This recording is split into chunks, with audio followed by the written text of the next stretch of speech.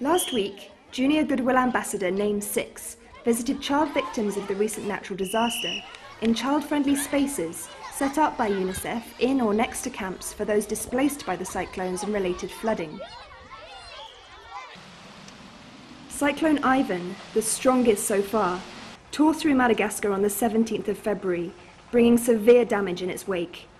More than 330,000 people are known to have been affected, including around 20,000 people in the capital, Antananarivo, alone.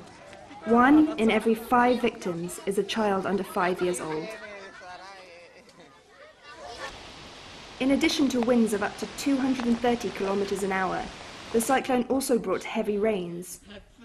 As a consequence of the resulting floods in low-lying areas of the city, thousands of children are today displaced from their familiar surroundings and forced to adapt to their new environment.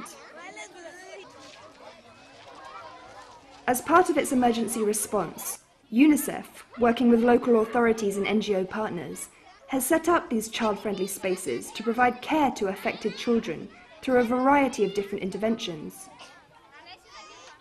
In emergency situations, children are known to be particularly vulnerable to violence, maltreatment, and abuse.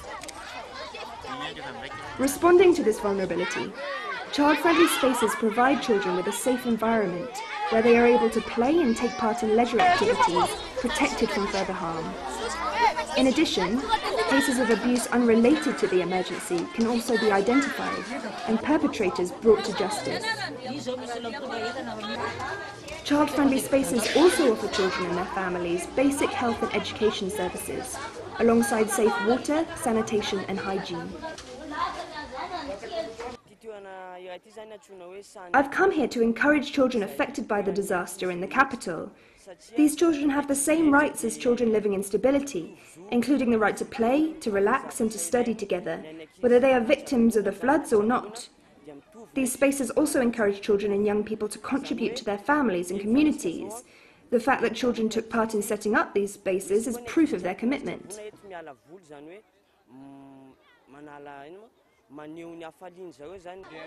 In the Anosizato camp's child-friendly space, in the west of Madagascar's capital city, young people and adults have been recruited as volunteer social workers to manage the child-friendly space. Social workers organise leisure activities, games and music. Others teach children who don't otherwise have the chance to go to school. Furthermore, proper hygiene practices are regularly taught in the spaces for both the children and their families to protect them from disease. This is the first time there's ever been anything like this around here, and I've never seen this area so alive. As you can see, children from neighbouring areas have come here to play with us, and I really hope this space will stay here even if there aren't any more cyclones or floods. The number of children using this child-friendly space, flood victims or not, continues to grow day by day. It has become a place for all children in the area to meet, discuss and play together. The recreation kits provided by UNICEF has also made the organisation of didactic and educational games possible.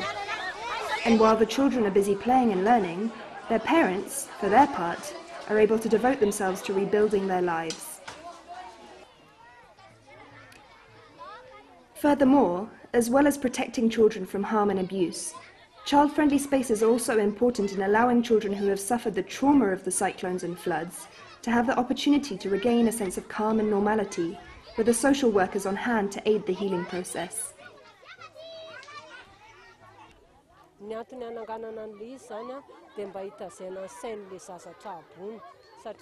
Our goal in setting up this space was to provide counselling for child victims of the floods.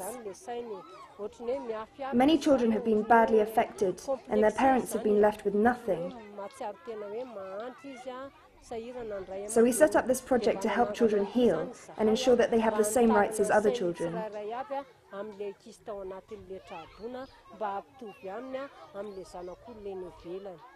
In the Antananarivo camps, 2 child-friendly spaces are currently in operation. In collaboration with its partners, UNICEF plans to set up at least another 8 similar spaces throughout Madagascar.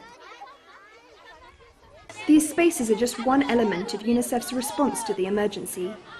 Supporting the Malagasy government, UNICEF are working at full capacity to respond to the immediate needs of those affected through the provision of various health, nutrition, education, protection, and water, sanitation and hygiene interventions to preserve their basic human rights.